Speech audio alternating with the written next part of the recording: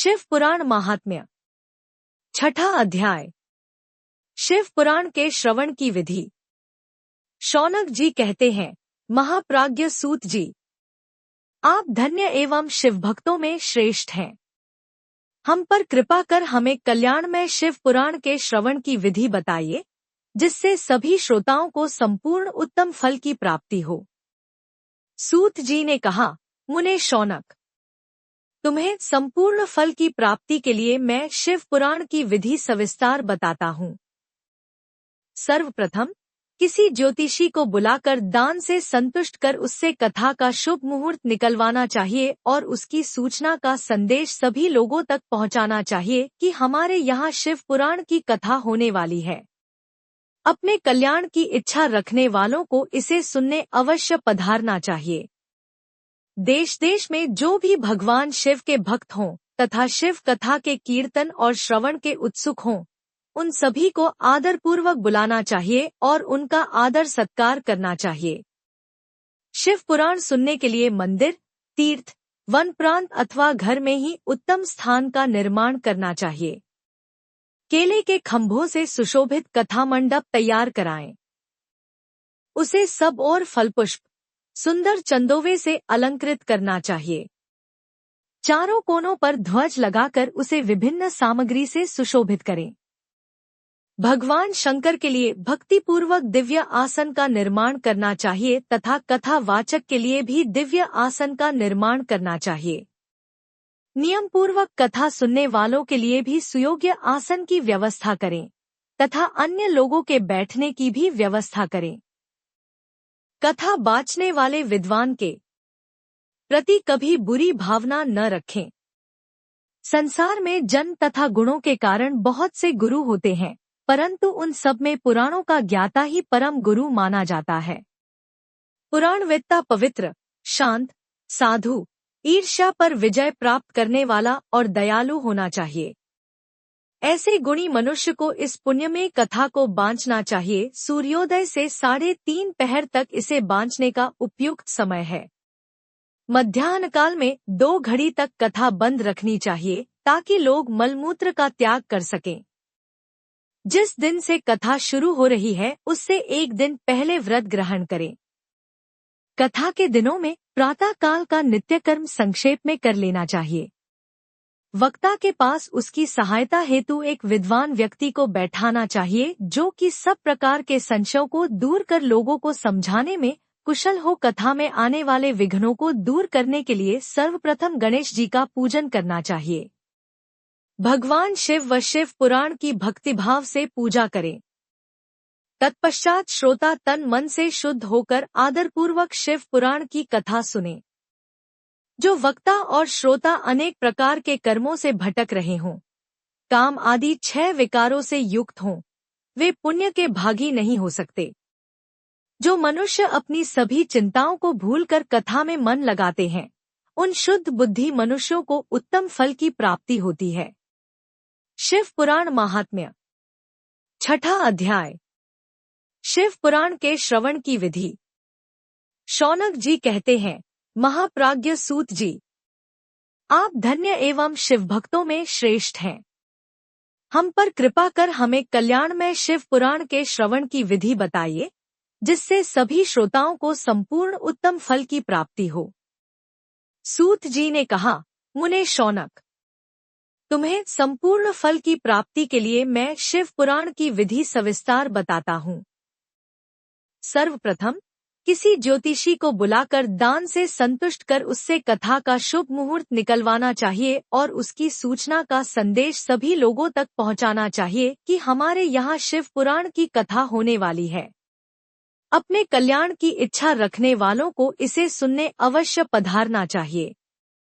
देश देश में जो भी भगवान शिव के भक्त हों तथा शिव कथा के कीर्तन और श्रवण के उत्सुक हों, उन सभी को आदरपूर्वक बुलाना चाहिए और उनका आदर सत्कार करना चाहिए। शिव पुराण सुनने के लिए मंदिर, तीर्थ, वन प्रांत अथवा घर में ही उत्तम स्थान का निर्माण करना चाहिए। केले के खंभों से सुशोभित कथा मंडप तैयार कराएं।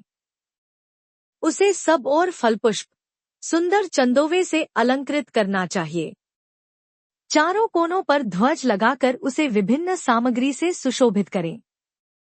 भगवान शंकर के लिए भक्तिपूर्वक दिव्य आसन का निर्माण करना चाहिए तथा कथा वाचक के लिए भी दिव्य आसन का निर्माण करना चाहिए।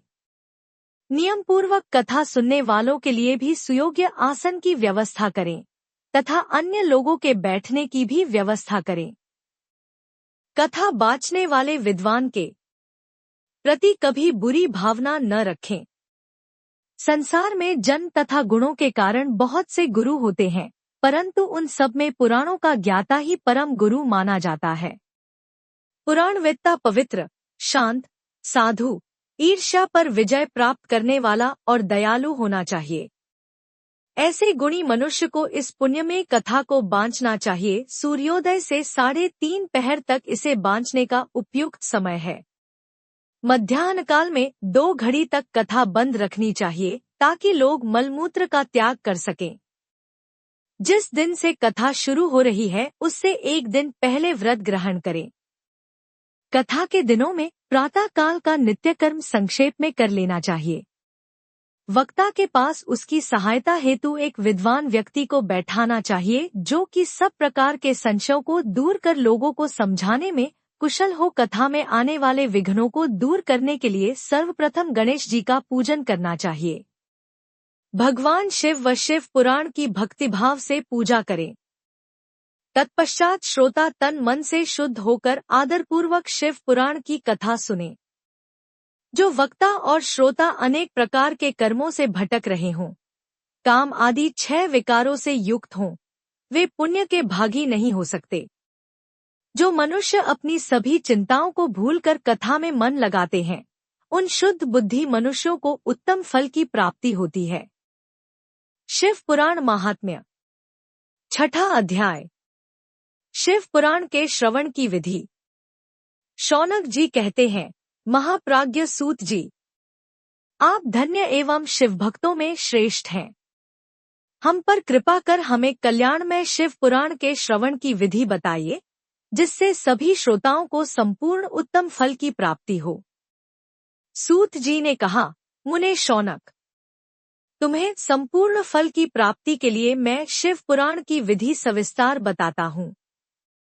सर्वप्रथम किसी ज्योतिषी को बुलाकर दान से संतुष्ट कर उससे कथा का शुभ मुहूर्त निकलवाना चाहिए और उसकी सूचना का संदेश सभी लोगों तक पहुंचाना चाहिए कि हमारे यहाँ शिव पुराण की कथा होने वाली है। अपने कल्याण की इच्छा रखने वालों को इसे सुनने अवश्य पधारना चाहिए। देश देश में जो भी भगवान शिव के भक्त हों तथा शिव कथा के कीर्तन और श्रवण के उत्सुक हों, उन सभी को आदरपूर्वक बुलाना चाहिए और उनका आदर सत्कार करना चाहिए। शिव पुराण सुनने के लिए मंदिर, तीर्थ, वन प्रांत अथवा घर में ही उत्तम स्थान का निर्माण करना चाहिए। केले के खंभों से सुशोभित कथा मंडप तैयार कराएं। उसे सब और फलपुष्प, सुंदर चंदोवे से अलंकृत करना चाहिए। चारों कोनों पर ध्वज लगाकर उसे विभिन्न सामग्री से सुशोभित करें। भगवान शंकर के लिए भक्तिपूर्वक दिव्य आसन का निर्माण करना चाहिए तथा कथा वाचक के लिए भी दिव्य आसन का निर्माण करना चाहिए। नियम पूर्वक कथा सुनने वालों के लिए भी सुयोग्य आसन की व्यवस्था करें तथा अन्य लोगों के बैठने की भी व्यवस्था करें। कथा बाचने वाले विद्वान के प्रति कभी बुरी भावना न रखें। संसार में जन्म तथा गुणों के कारण बहुत से गुरु होते हैं, परंतु उन सब में पुराणों का ज्ञाता ही परम गुरु माना जाता है। पुराणवेत्ता पवित्र, शांत, साधु, ईर्ष्या पर विजय प्राप्त करने वाला और दयालु होना चाहिए। ऐसे गुणी मनुष्य को इस पुण्यमय कथा को बांचना चाहिए। सूर्योदय से 3:30 पहर तक इसे बांचने का उपयुक्त समय है। मध्याह्न काल में 2 घड़ी तक कथा बंद रखनी चाहिए ताकि लोग मलमूत्र का त्याग कर सकें। जिस दिन से कथा शुरू हो रही है उससे एक दिन पहले व्रत ग्रहण करें। कथा के दिनों में प्रातः काल का नित्य कर्म संक्षेप में कर लेना चाहिए। वक्ता के पास उसकी सहायता हेतु एक विद्वान व्यक्ति को बैठाना चाहिए जो कि सब प्रकार के संशयों को दूर कर लोगों को समझाने में कुशल हो। कथा में आने वाले विघ्नों को दूर करने के लिए सर्वप्रथम गणेश जी का पूजन करना चाहिए। भगवान शिव व शिव पुराण की भक्तिभाव से पूजा करें। तत्पश्चात श्रोता तन मन से शुद्ध होकर आदरपूर्वक शिव पुराण की कथा सुने। जो वक्ता और श्रोता अनेक प्रकार के कर्मों से भटक रहे हों, काम आदि 6 विकारों से युक्त हों, वे पुण्य के भागी नहीं हो सकते। जो मनुष्य अपनी सभी चिंताओं को भूलकर कथा में मन लगाते हैं, उन शुद्ध बुद्धि मनुष्यों को उत्तम फल की प्राप्ति होती है।